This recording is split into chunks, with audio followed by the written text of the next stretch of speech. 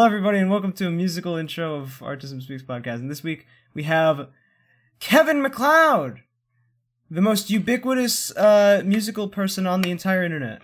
Yes, thank you for the vaguely disturbing introduction.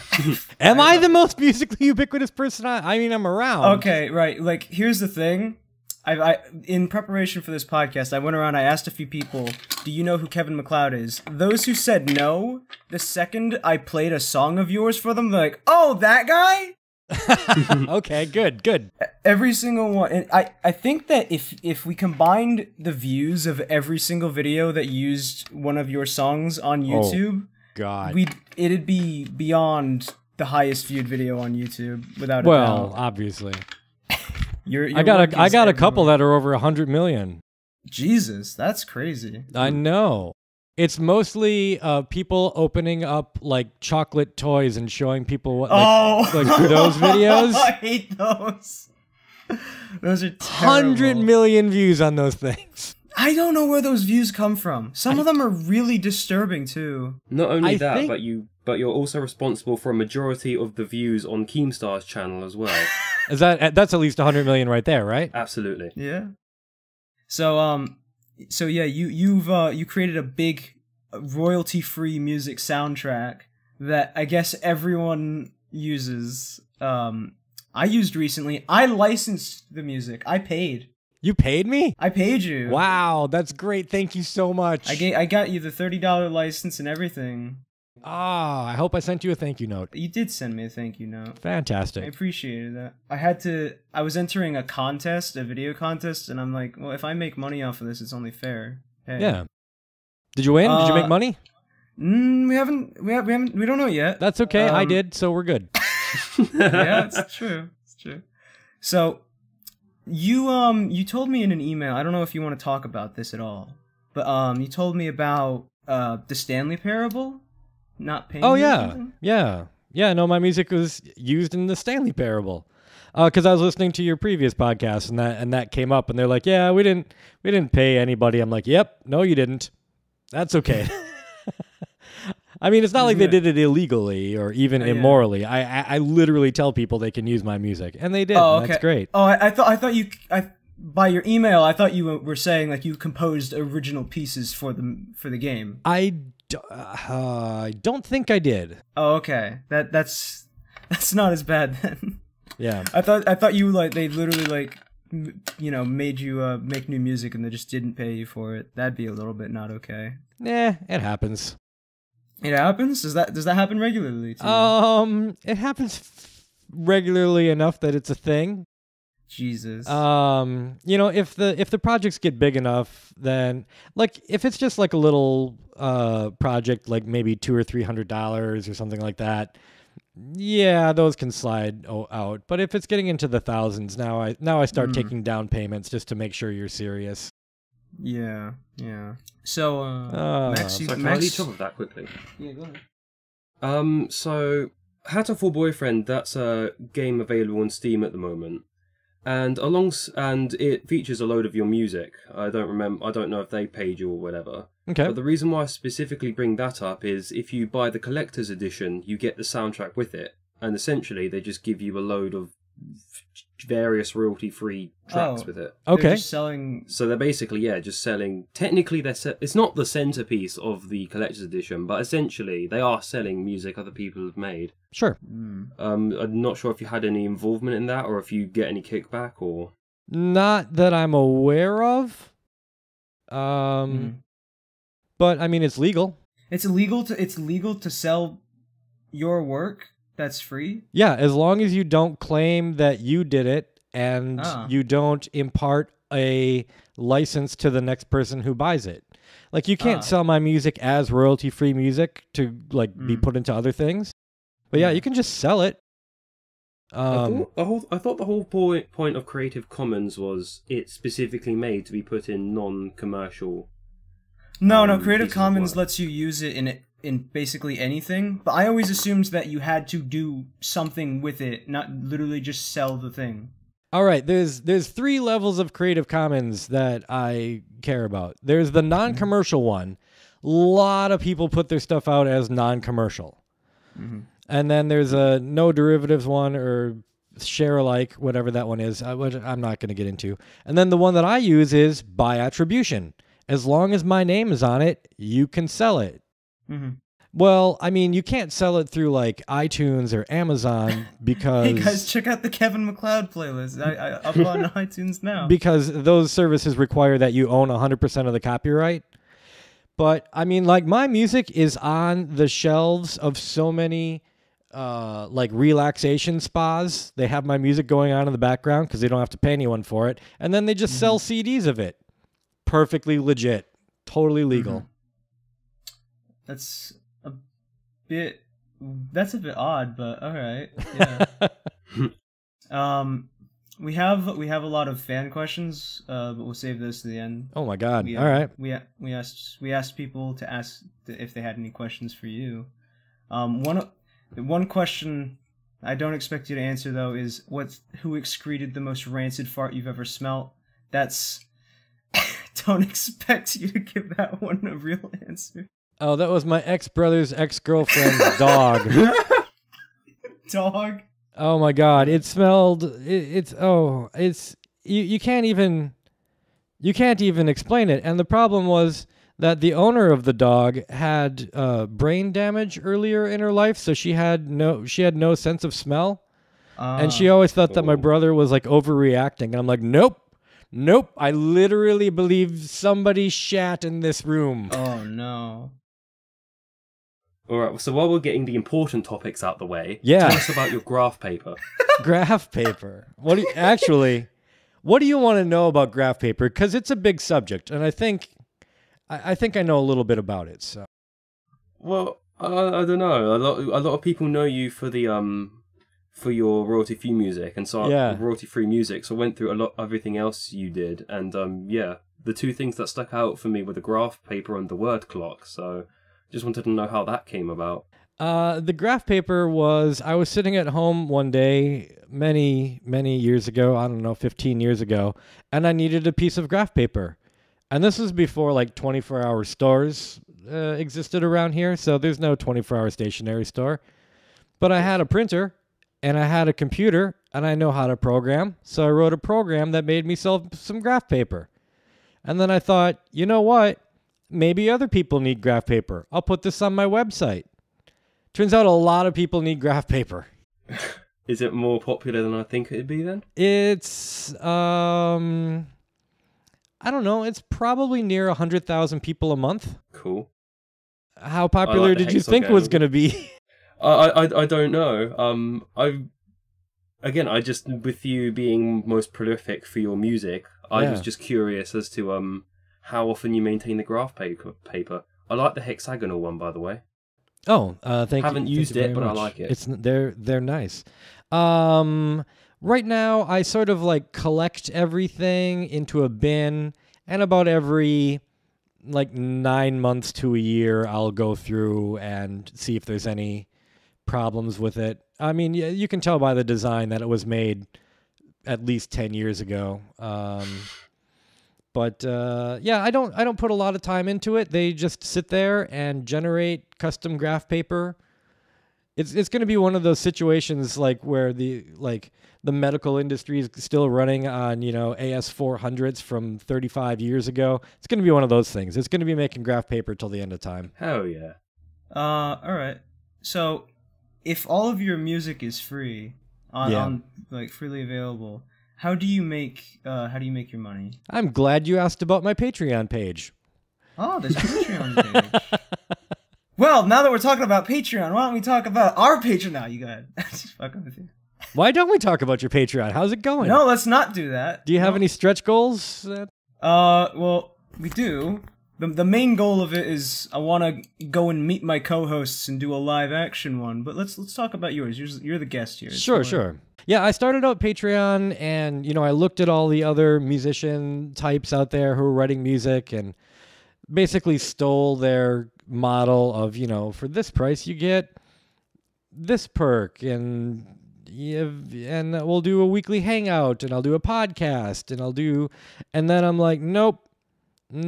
that worked for like 4 months, and then it was just too much work. So those levels still exist. You just don't get anything for any of them. Yeah. But people stuck around. And by the way, if you're a Patreon supporter, thank you so much. It's really nice of you.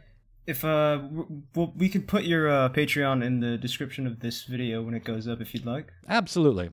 All right, cool. While we're talking about your Patreon, I went on it briefly. So how many of those ringtones did you actually end up making? I think I made like 400 of them. Jesus. But I don't think I sent out 400. I think I still have about like 150 of them left. Did you just put them on your website? Nope. They're just sitting here on my computer. And the specific appeal, Sparky, of the ringtones were that they were 100% unique and that you couldn't get them confused with other people's ringtones. Right. Well, yeah, but like, if he's not going to send them out. Oh, I sent them out to all the people that were the subscribers. Sure. Oh, yeah. But I made more than I needed to. Okay. So, what was the inspiration behind creating a massive royalty-free library? Honestly, it's just because the state of that industry was so bad when I started. We didn't have like Audio Jungle and Audio Blocks and Pond 5 and name whoever you got these days. The state of the art was literally you pay $150 a month to some company and they will mail you a CD. What? And does that CD have the things that you want on it? Nah, maybe not this month. Maybe this month is all Latin music. Maybe next month the subscription. That sounds awful. Oh yeah. So you're in question. What year was that? That was I don't know, that probably went from 93 to 98. Oh. That's actually not that long ago. That's insane. And there was music that you could get online, but it was all terrible. And I'm like, well, I can at least do better than that. So there you go. Okay. And so that's I guess done well for you, since like now your music is like world known, I guess. Yeah, so I did that, and then YouTube hit. Oh yeah. And then everybody jumped into the thing, and I was right place, right time. There's people who use your music as like essentially their theme music. Yeah. Like, I know I Hate Everything uses a Kevin MacLeod song for his thing. Like, every intro is a Kevin MacLeod song. Like, I think it's one specific one. Do you know who I Hate Everything is? I don't. Have you ever heard of him? Oh, alright. But, yeah, it's do you find that like odd at all that people like associate your music with their branding? No, that's actually how that helps me so much. Really? Oh my god. Like, you know, John Williams was writing John Williams-y style stuff. And then he got associated with Star Wars. Like, the Western that he did before that, fine. Sounded vaguely similar. But you really want to be involved with as many iconic things as possible. Because there's you can't have, like, iconic music in a void. It needs to be associated with something. At least the style of music that I do. To the opposite of that, there's like a negative stipulation that comes with the notoriety of your music. Like some people might hear Kevin MacLeod and think of that as like a dirty word. Like, oh, how do you feel about that stuff? Well, they're not wrong. I mean, I sometimes get annoyed with my ubiquity as well. It's like, you can't... I mean, there's enough stuff that I put out. I guess mostly I get annoyed when they just pick the most popular piece and throw that in, as opposed to the most appropriate piece. But yeah, no, I get it. You want something that's fresh and original sounding that people can associate with you, and not that podcast that you've been listening to for 5 years, because now whenever you hear that, you think about that podcast. Yeah, no, I don't. It's not a problem. Oh no, I'm too popular. Oh no. Some people think some people find that a problem. Yeah, and there's enough music out there now. You can just find you can find something. Do you ever get annoyed when say someone uses your music? I used Keemstar as an example earlier. I'm going to use him again because that's what I've written down, because he uses movement proposition by you in every single one of his videos. Okay. And that's like essentially that's his song. Like you can't listen to that song and not put his face to that track. Right, you can't. And again, your name isn't anywhere. Yeah, your name is not anywhere in any of those. But there's an entire generation of knitters. What I was trying to get at was that your name is not anywhere in that description in any of them. So really, yeah, okay. Oh, it's not your face or your style to that track. It's his. Yeah. Do you feel negatively about that? Or? Oh no, not really. I mean, I don't need the pat on the back every time my music is used in something. Yeah. Well, I mean, if you did, geez, you'd be getting your back. Oh, that would. But yeah, no, I see what you're saying. Yeah, I mean, that just means that my music is out there affecting people for the good, I assume. And that's really the coolest part of doing what I do is, I get to control other people's emotions. In this case, I don't even know about it. I get to control other people's emotions. You're like some dark puppet master. It's a little bit, and I'm trying to turn the world a little bit derpy, apparently. How much do you charge for, like, say, like a 10-second little song? How much do you charge for something like that? Surprisingly, a large amount of money. Because if you're doing a 10-second piece, you're not writing a 10-second piece. You're writing 30 to 40 of them in order to get the client to grab one of them, usually. Okay, because we have an intro for this podcast, and we don't have any original intro music, so we just took an 8-bit version of the Drake and Josh theme. Okay. So we're on the hunt for a little custom thing we can call our own. Oh yeah, sure. No, I've got folders of those that have been declined by other people. If you just want to wade through those.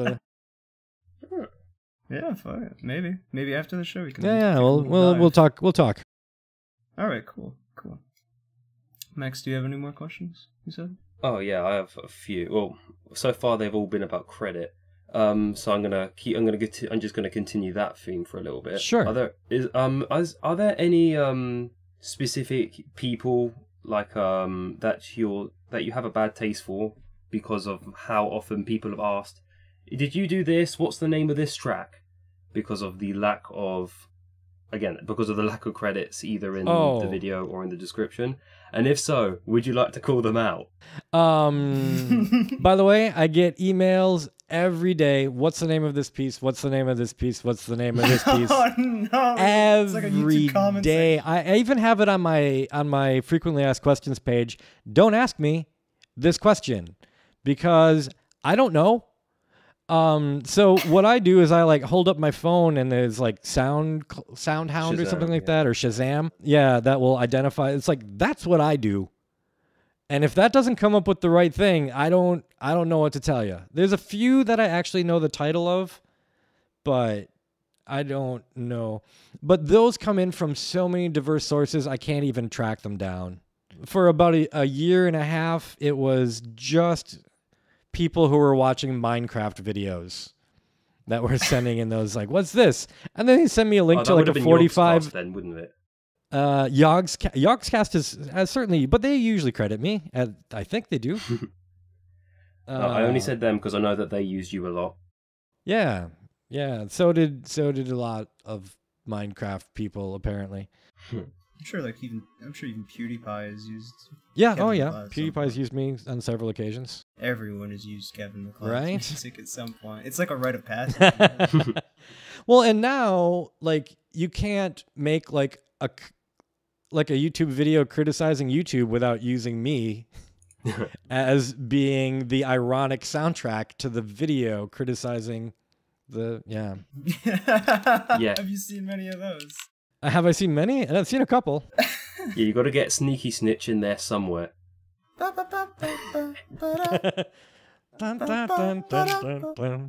now I have a real oboe. I can do that. Oh. I like the music, but some of the times it's just like you've heard it so many times. Yeah.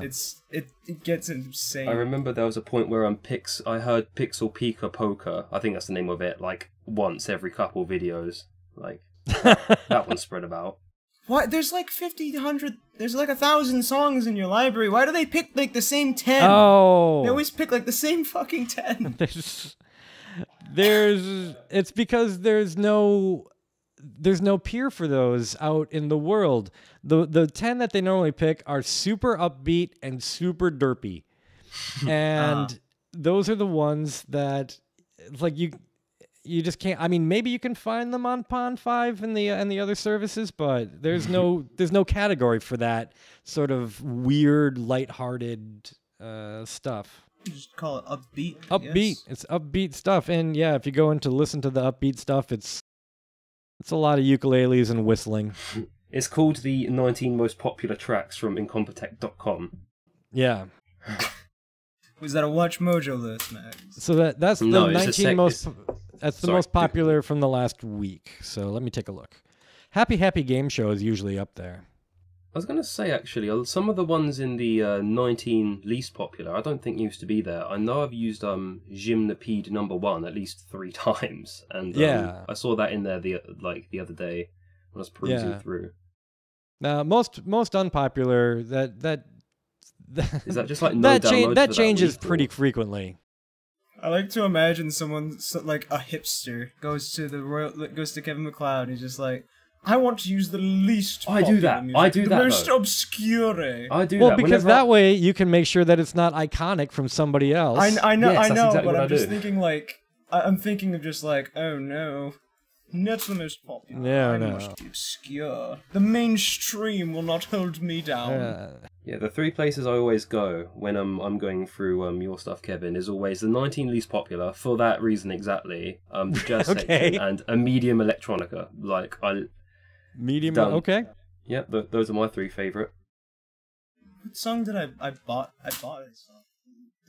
I'm trying to. I'll figure out what that was. Go. Continue with your questions, Max. Okay.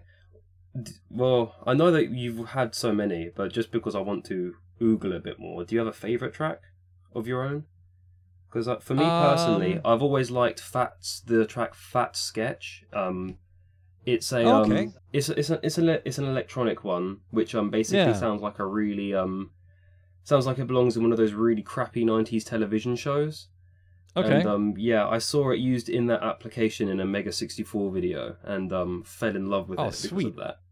So I don't know if you have any which stick out to you. Hang on. I know there's a couple to pick from, but yeah, I've got a few. I like Americana for that sort of like a weird orchestral one. Oh yeah, I've used that. I like Go Kart. Sorry, Americana or Americana Aspiring? I don't remember. I don't see now you're the people who sends me emails and I don't know the names. I'm sorry. It's quite the opposite. I've done too much research, not too little. Max, stop sending him emails. Kevin, do you remember Wagon Wheel? Which segment is it in? The song I bought was Danse Macabre. Danse Macabre from Sansan. Low Strings Finale. Okay, cool. I needed that for a pen video where they were fighting with pen lightsabers. The big 4-color pen. Oh, I remember those. Those are good times. They still make them? Well, yeah, that's the contest. Advertise them. Oh, okay. So I'm like, this got 4 colors. It's like a 4-colored lightsaber. Fuck it. Fucking do that. My dad swung a sword at my friend. That worked out great. What, aside from your own music, what is your favorite kind of music? What kind of shit inspires you? What kind of thing to do what? To make music. Oh, it inspires me to make music? Yeah. Honestly, poorly done music is very inspiring to me. Because it's one of those things where you're like, yeah, it's like I'm watching like a new Netflix series and I'm like, wait a minute. I could have done that better. Oh, I absolutely understand that. I love watching bad movies. Yeah. I as a filmmaker, I always I seek out terrible movies so I can feel good about myself. Yeah, good creativity comes from a place deep in your heart called hatred.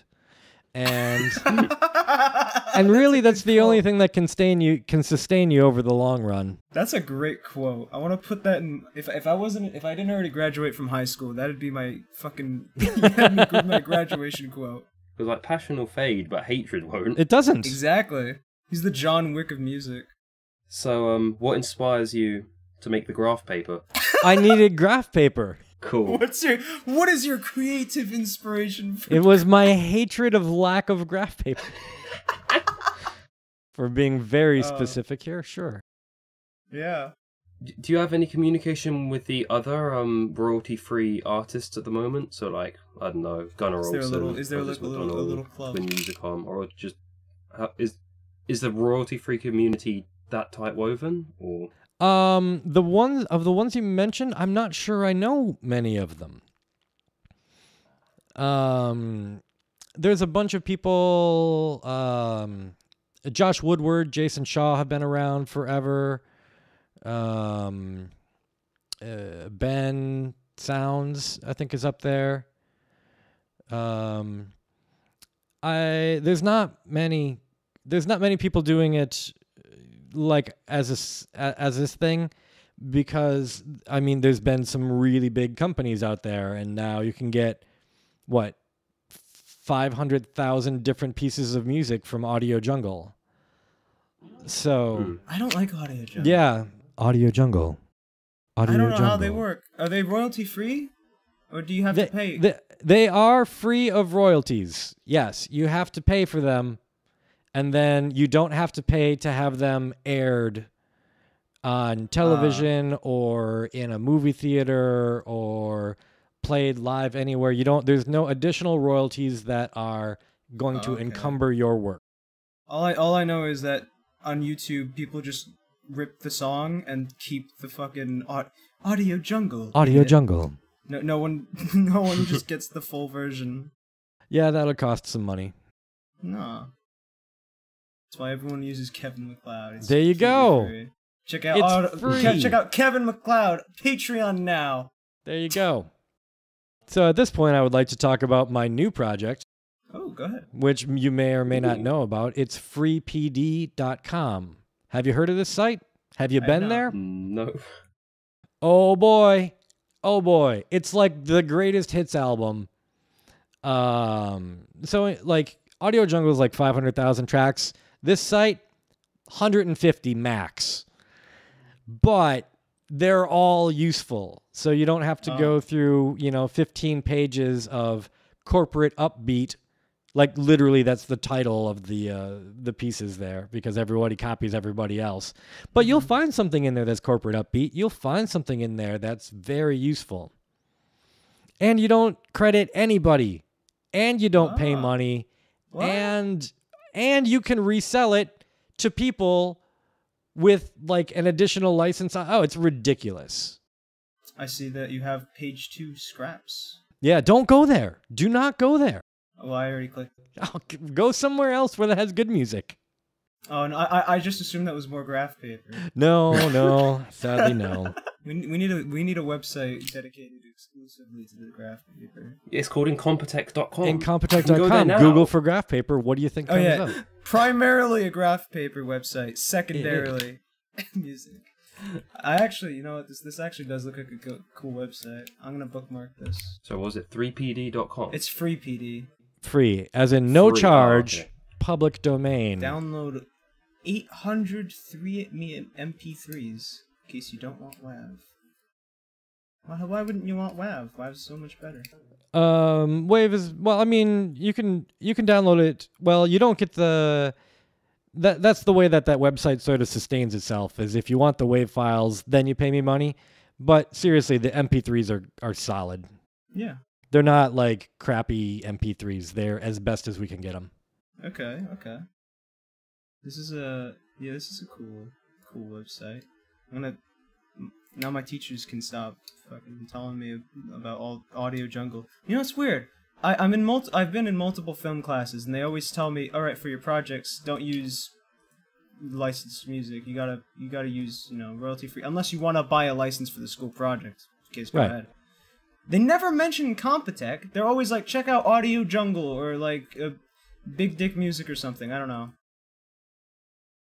They never mention Incompetech for some reason. I can't. Well, I think you can maybe voice your concern and say, hey, I know a guy who happens to write some pretty good music, some of which has become, you know, pretty iconic in the age of YouTube. And you can get it for free. Use it in your school project. It's fine. Don't email him asking him if you can use it in your school project. You can. You just can. You should team up with the 009 Soundscape guys. What was that song? What's that song, Mac? With a Spirit, I think it is. With a Spirit. Yeah. Have you heard that one? Every single World of War montage ever. That'd be like the ultimate YouTube collab.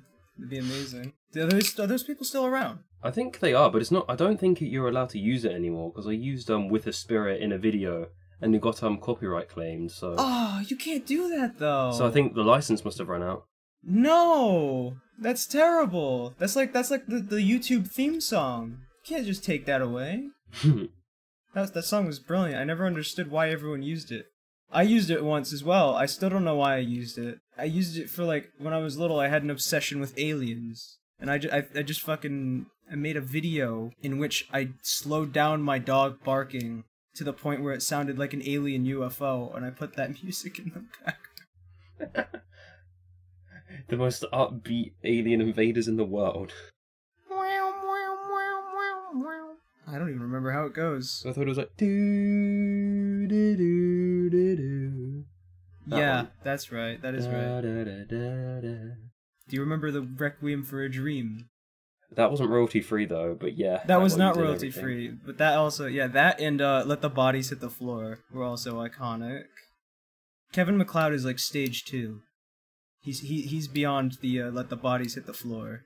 Oh, I don't know, man. You don't know if you're beyond Let the Bodies. I don't know if I'm beyond anything. So Kevin, last time you told everyone what software you used. Sure. It was on like some Ask blog, and your answer at the time was Logic Pro 8. Mm-hmm. Do you still use Logic Pro 8? I don't think so. Let me check. I use Logic Pro 10.4.1. Cool. That was oh yeah, that must have been like an AMA from years ago. You mean you don't use FL Studio? I don't. I have it. That's what all the cool kids use, Kevin. You got to step it up. It's very good for very specific things. I tried it. I tried pirating it once as a kid. So I wanted to make my own music, and I made a bunch of drum noises, and I'm like, this is too hard. I quit. Yeah. Oh, it's deep. FL, yeah, deep. And so is Logic, and so is the other big one. There's Reason, Pro Tools, Ableton, Audacity, Reaper. Audacity, that's good. That's not the one I was thinking about. Doesn't matter. Anyway, yeah, no, they're all crazy deep. I just really Logic works for me, so I use it almost all the time. Every now and again, you need to crank out something else to do something. But the times when I switch over are becoming less and less because they start, like, just all of those features are just being thrown into Logic. The only thing that it's really not good for is, well, it's not built for, like, live dance sets. Like, where you're, like, you know, playing in new lines and then looping in old lines and stuff like that. I think Audacity is still the one that I use for that? I forget. I know, all I know is that I use Audacity. Max uses Audacity. I don't use Audacity. Yes, you do. No, I use Reaper. Reaper, okay. What the hell's Reaper? Reaper was a load of people who used to work on Pro Tools, then left Pro Tools because they charged too much. Pro Tools. And then made the software. They made the software that they invented to kill Pro Tools, and that's why it's called Reaper, because it's the Reaper of Pro Tools. that's like making remember the Call of Duty killers, Max? Yeah. That's like making a game called COD Killer where you literally just go out and kill fish. Well, but on the other hand, you know, the Reaper people, they came from a position of hatred, which that's, as we've established, that's the most creatively beneficial thing you can do. It is the way to get things done. Exactly. That's right. Hate fuels passion. So you're a Sith then, I imagine. That's how that goes. We can Max, do you wanna start on the fan questions now? Okay. No, pretty much everything I wanted to ask has been covered. Thank you, Kevin. Oh, yeah. All right. The most pressing question I have right here is, who the hell is Kevin Macleod? Yeah. All right. He's a television presenter in England. He's been on several BBC. He's also a government official in Canada. Who oversaw the last Queen's visit. He's also a musician from Scotland who plays traditional Scottish music, not me. And recently, actually, because I have my Google alerts for my name. Oh, do you? Oh, that must be insane. How do you have that? How do you manage that? What? It just gives me like one email a day with the 8 most useful links in it. Okay. But there was somebody who was murdered like 20 years ago, and it was like the anniversary of his death, and they're like still looking for the body or something. I'm like, I should. Was it you? Like, were you like a lost like child? It was not. And then it's like, well, should I tweet about it just to let everyone know that I haven't died? I'm like, nope, that is not funny to the people who actually knew this person. And the other thing that's not funny to those people who knew that person is that there's some guy with the exact same name who's listed on every one of their goddamn YouTube videos that they watch. No. That must be terrible. Imagine you trying to like search for your missing husband or whatever. Oh yeah. You keep finding this guy who's just like, I don't care about royalty-free music. Yep. No. I hate that whenever a movie or something like that names itself something really simple, like imagine there's a new movie that comes out called Basketball, and it's obscure or whatever. Yeah. And you want to Google search about that, you can't find anything about it. The Room. The Room. The Room? Thankfully though, that's not obscure enough so that you can find it. I don't know if this counts, but I remember raising an eyebrow when Weezer made an album called The White Album. That had already been done by an indie group. I've heard of them, yeah. Oh no, I've just got a terrible question. I don't know if you want to answer this one. This one's really bad. Greetings, Kevin Fellow. How do you masturbate? Oh no. We have the worst fan base. How did this make the cut? Don't you have an editorial staff? Yeah, right here. Hi. I mean, like, do people?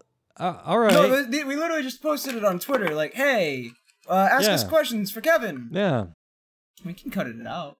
Well, I mean, if you want to be real specific about it, I'll get into it. But if you just want like generalities, I mean, there's just a wealth of information. We'll be here all day. We also have another interesting question. This time from our artist who draws the thumbnails, Dr. Neek. Hi, Kevin. Do you drink the leftover milk from the bowl after you finish your cereal?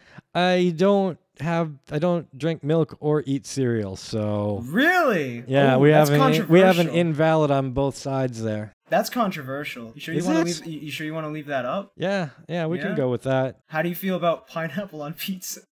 I'm a fan. Of pineapple. Ooh, really controversial now. Absolutely. This is like if we had like Donald Trump on. It's getting that. Yeah.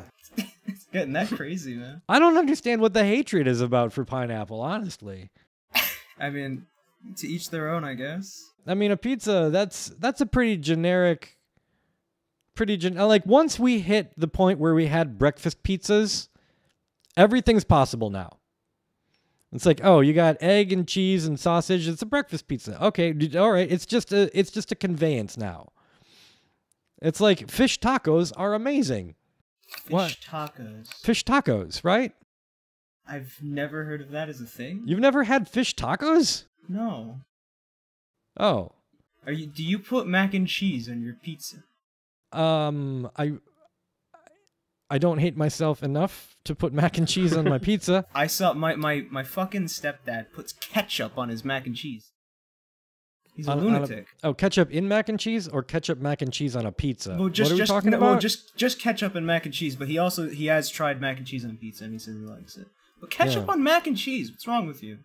It's crazy. Do you do that? I don't. No. Okay, no. You're a good person then. Yeah. Another fan question. This guy's basically one of your email guys. How did you start? What was your first song called? Don't know, don't recall. Alright, thanks Dylan for the question. Like, well, I mean, the more interesting question is what is the point of that question? Like, what do you, like, I've been doing this, like, since I can remember, like, trying to play music since I was, at least 4. Like, I mean, I don't know, in high school, I was able to save up enough money to rent a tape recorder for a week. That was exciting.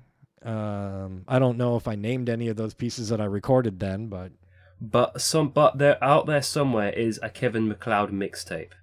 Kevin Macleod, yeah, original music from a long time ago, back when you had to rent a cassette recorder because they were too expensive to purchase. I had a Fisher Price tape recorder that I used to make music when I was like little. I wanted to be a rock and roll star. I think every 5-year-old wanted to be that.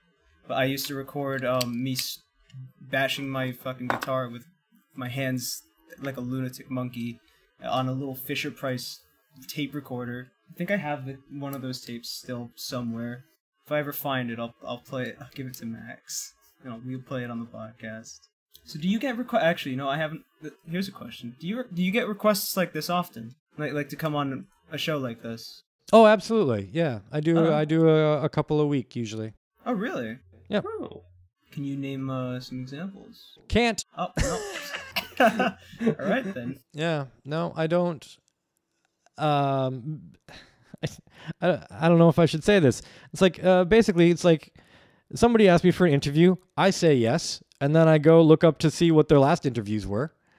And I keep that in my mind for, pacing and like what kinds of stories and things like that. And then the next one comes along and they get thrown out. Okay. Yeah, some of them are 10 minutes. Some of them are 3 hours. Yeah. Oh, speaking of stories, do you have any fun stories for us? I think you need to be more specific with your questioning. Or I need to be more prepared with fun stories. Max, help. Do you have any graph paper related stories? I don't. Do I have any graph paper related stories? The graph paper killed that other guy named Kevin Macleod.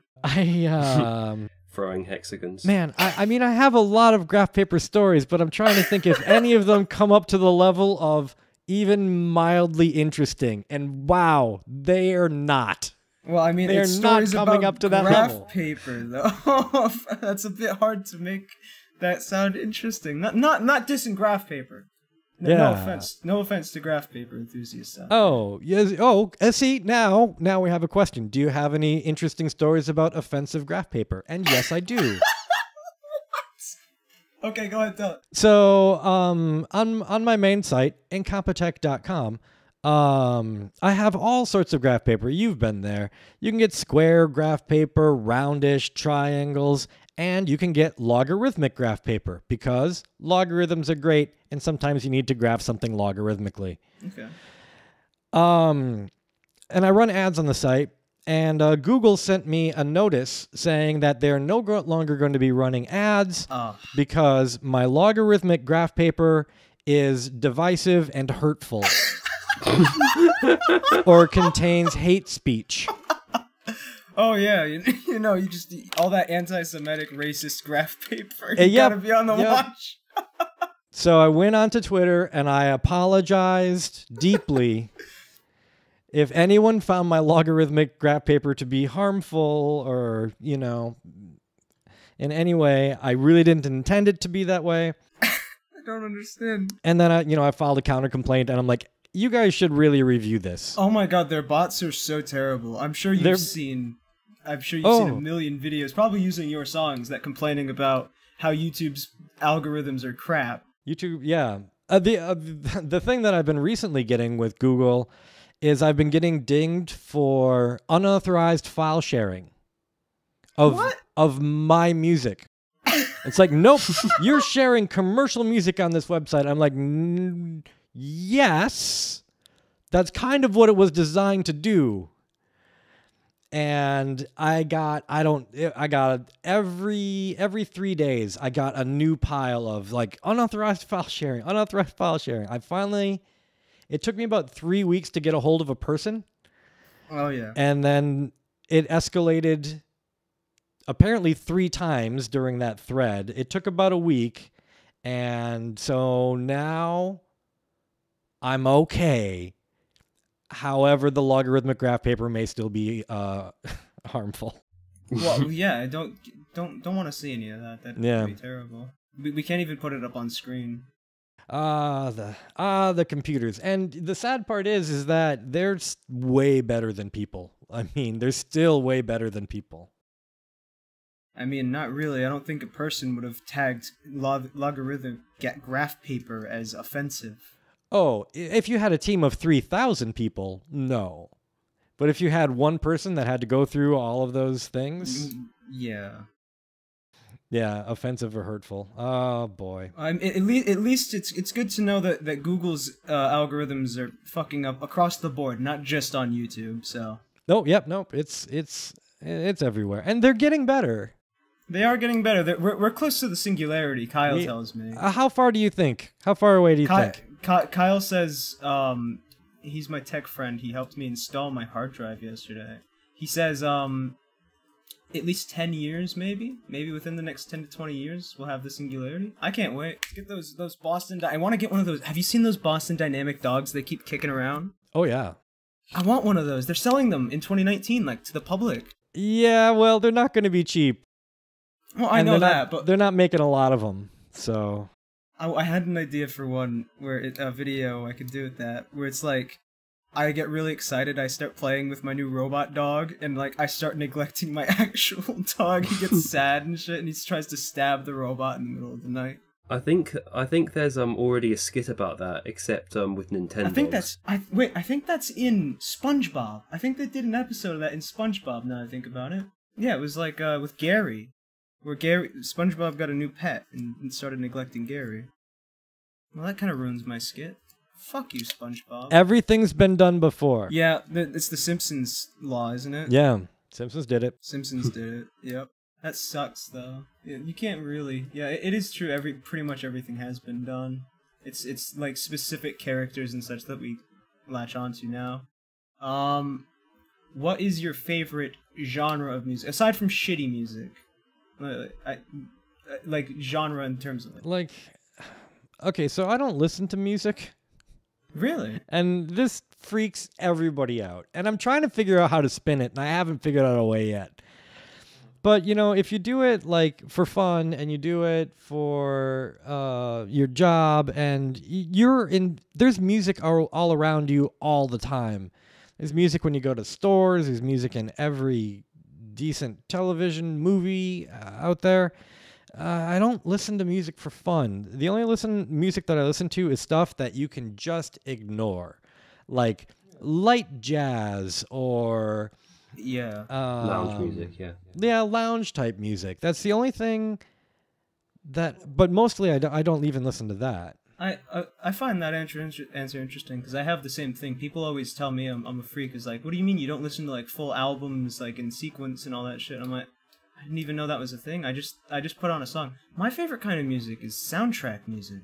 I really love soundtrack music to sometimes just put on and not pay attention to. Just nice. Yeah.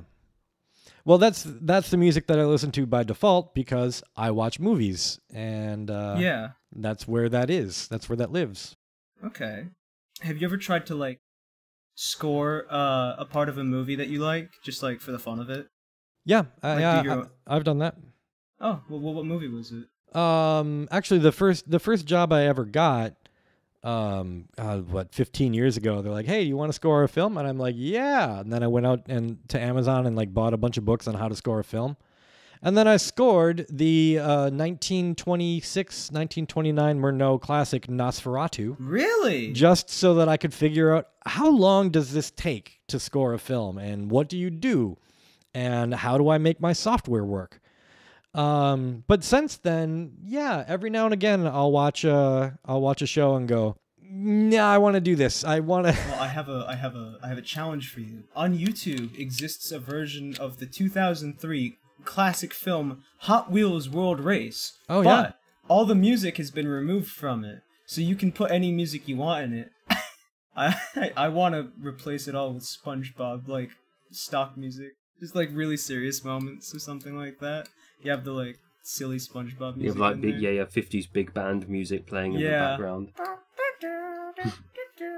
Have you ever tried games? Oh yeah, no, I do. Actually, getting back to like the most ridiculous thing that I've ever done for rescoring something that existed is I went to see an older Cirque du Soleil show, and I'm like, my God, this music sucks. But I also had tickets for the next night, and the show was good.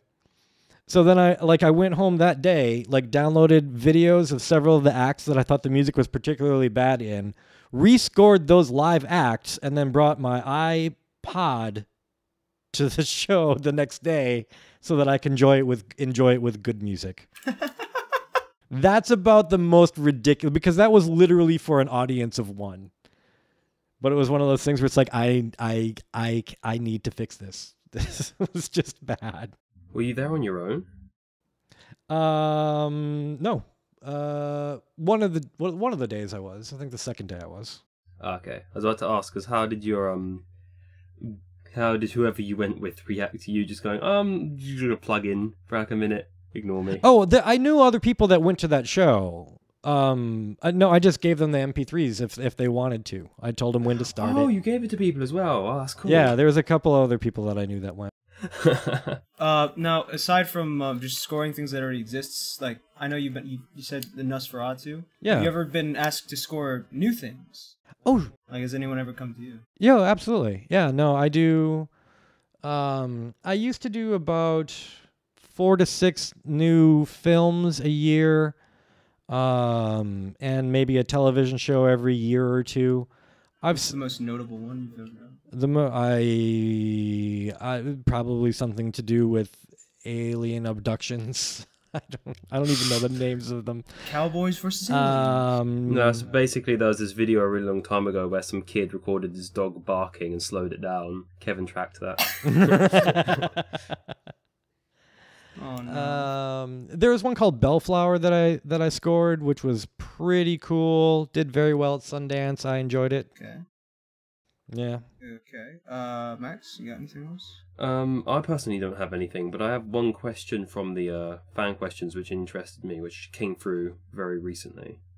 Okay. Which was just simply, I don't know how well you recognize your own music. Like, I know you can't name them all, but if you heard a track, you go, "Oh yeah, I think I made that." Do you have this person here wants to know if you get sick of hearing your own music like literally everywhere? Oh yeah. Oh yes. It's like a weird race that I have every day. Because almost every day I will come across some piece of media with my music in it. And sometimes I make it to like 8 a.m. Sometimes I can make it until the early afternoon. But I'm like, oh, yeah. And I'm not talking about like, going to my channel and listening to my music, but like finding it unexpectedly in somebody else's channel that doesn't normally use my music, or like a podcast that I just subscribed to. It's like, ah, damn it. I mean, I had a piece of music called, oh God, I'm going to mess it up. It was a happy ukulele one. And the royalty-free ukulele. It was a royalty-free ukulele track. And it was being used so often everywhere by everyone that I'm like, that is enough. I am going to flood my own market so that people can like get other ones that sound similar but aren't that same one. And so I ended up writing some music so that I didn't have to listen to that track everywhere. That song became so annoying and ubiquitous. People started complaining about it. There was like a war on them. It was just called the royalty-free ukulele. Oh, really? It was infamous. People were upset about this song. Well, that's good, because so was I. Max, do you remember all that? Like, just the rise up of the royalty-free ukulele. Oh, yeah, Carefree. Like Carefree is the name of the first one. Yeah, appeared in that basically sort of like shitty ukulele. There's a xylophone in the background. Every single fucking Kickstarter video in the world has it. I know the type of video you're talking about. Carefree. That's the one. Acoustic guitar. Hang on, I'm gonna check this out. I was doing a parody. I'm fucking stupid. I was doing a Kickstarter parody where I was like using like happy ukulele shit to make it and then like I was just gonna I made it so loud that you couldn't hear what the fucking guy was saying at some point. I should have used that. I should have used Carefree. Yep. Oh yeah, this is the one. Fuck this. Sorry, Kevin. No problem. You understand? I get it. If I never hear that one ever again, I'll be fine. Just fine. Just remove it from the website. Erase it. I can't because it pays my rent. Carefree. Make it so people have to charge specifically for that one track. I have made more money on that track than anything else I've ever done in my life. Are you serious? Absolutely. It's so awful. Yep. Not a bad piece, turns out. Nick is horrendously disappointed in you for not eating cereal. I'm sorry. Are you lactose intolerant, or do you just not like milk? Well, I don't like milk. It seems to be a weird thing to be drinking. Well, I mean, in general. So, I mean, I guess anything when you really break it down is like weird. Like, oh, I'm just gonna look at this disgusting pig creature that rolls around in the mud all the time. Yeah. I'm going to cut him open and then heat him and then eat him. Yeah. Beer is basically just liquid bread. I'm going to go outside, take the first green thing I see, and then put it in my mouth and eat it. That makes a little more sense than, that there's some sort of liquidy secretion coming out of that cow. Go drink that. I mean, if not that, then just like water. Water? I drink, a lot of water. Well, here's the thing. If you think about it this way, thousands and thousands of fish and sharks and other creatures piss and shit in that water all the time. Yep. That water has been through since the beginning of the Earth. It's the same water that the dinosaurs drank and pissed out already. Yeah. Oh, we need to switch this to about the wonders of water purification plants and water treatment facilities, because I am into water treatment facilities. Is that like the second thing after graph papers? Oh man, no, they don't get enough. They don't get enough love. You know, you screw up one city in Michigan, but like you don't notice how many thousands of other cities they didn't screw up. Mm-hmm. And you can just go into your like bathroom or your kitchen, and you just get free water, just endless free good water that you can drink. Lemmy did a skit on that where he's at the, I don't know if you've ever heard of Lemmy. He's a comedian. Where he went to the fucking he went to the supermarket and he started putting up prices. He's like, this $3, $2, $3, and then he's just like, follow me. And he goes home and he just like turns on the faucet. It's just like, water, free. It's amazing. Everyone around him doesn't believe it. They're in shock. Like, what the hell? How'd you do that? How'd you get? Wait, that's free? Yeah, man. It just comes out of here. Look at this. You just turn the knob. It's amazing. That's such a good skit because at the end of it, the delivery is, and it tastes just like all other water. Like fuck all. Such good delivery on that one. I hate flavored water so much. I don't want a flavor in my water. I want it to taste cold. Strawberry water smells like piss. I want my water to taste cold, and that's it. Don't want flavored water. I hate that shit so much. Which is weird, because soda is essentially flavored water, but... Well, it's bubbly flavored water. Bubbly flavor. Like flat soda that's not... like, lemonade, that's like a flat... It's kind of like a soda, I guess? Well, it's not a soda, because it has to bubble to be a soda, right? Well, yeah, I'm pretty sure soda is just a carbonated beverage. Yeah. Carbonated orange juice is amazing. Ooh, that sounds good, actually. Yeah, right? That. So we're reaching the hour mark here, and sorry. No, it's all right. It's all right. I noticed when you had your video on, that you had a keyboard. Would you mind playing us out, Kevin? I can either play you out or I can stream to you. One of the two. So I can hang up and then play music. Can you not just play it through the microphone? I can't. I could grab an acoustic instrument. Hang on. Yeah, let's do that. Or you can use the oboe that you mentioned earlier. Yeah. He's grabbing it. Every time we get a musician, Max, we gotta Every time. Minecraft awesome parodies as well. You didn't do it for Meow. No, but he's a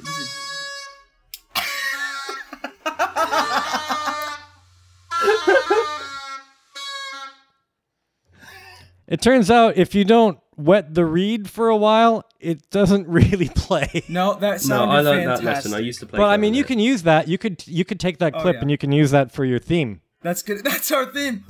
For free? You won't even charge?